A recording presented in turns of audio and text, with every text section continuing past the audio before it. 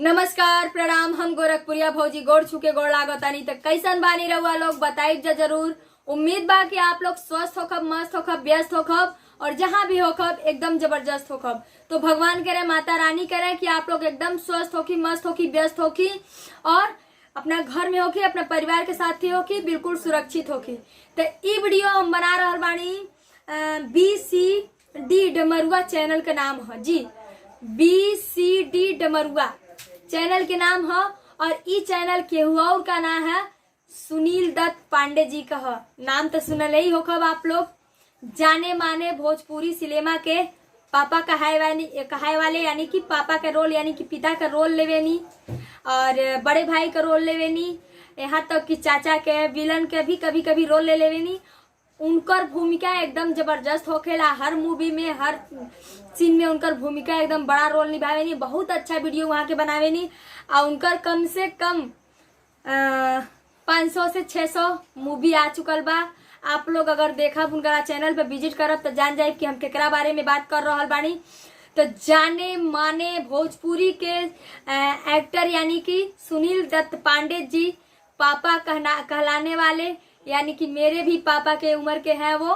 और उनके चैनल पे आप लोग एक बार विजिट जरूर करिए क्योंकि बहुत अच्छा वीडियो बनाते हैं, कॉमेडी वीडियो बनाते हैं। और एक चीज और हम भूल गए हैं कि इस समय जो वीडियो बना रहे हैं वो बहुत ही इंटरेस्टिंग वीडियो है क्योंकि वो वीडियो बना रहे हैं जादू टोना पर। जी हाँ, अपने चैनल के माध्यम से जादू दिखा रहे हैं और जादुई दुनिया में जाने के लिए आप लोग को करना होगा उनके चैनल पे विजिट। तो उनका चैनल पे जाने के लिए आपको कहीं कुछ करना नहीं है, कुछ किसी से पूछना नहीं है, कुछ सर्च नहीं करना है, कुछ डाउनलोड नहीं करना है। बस जिस चैनल से आप लोग मुझे देख रहे हैं, जिस चैनल से मैं बात कर रही हूँ, जिस चैनल पे ये मेरी वीडियो चल रही है, बस उसी चैनल के आप लोग को करना है लाइक, subscribe, share and comment.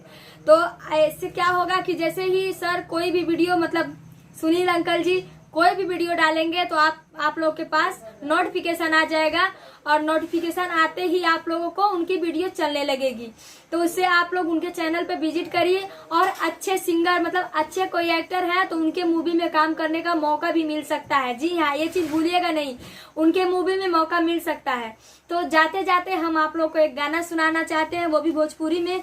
Lockdown चल रहा है तो लॉकडाउन में हम गाना सुना दे रहे हैं लॉकडाउन का ही कि अहिला कोरोना साले मुंह तू दबा के रख देले बड़ा में हर मौगा बना के।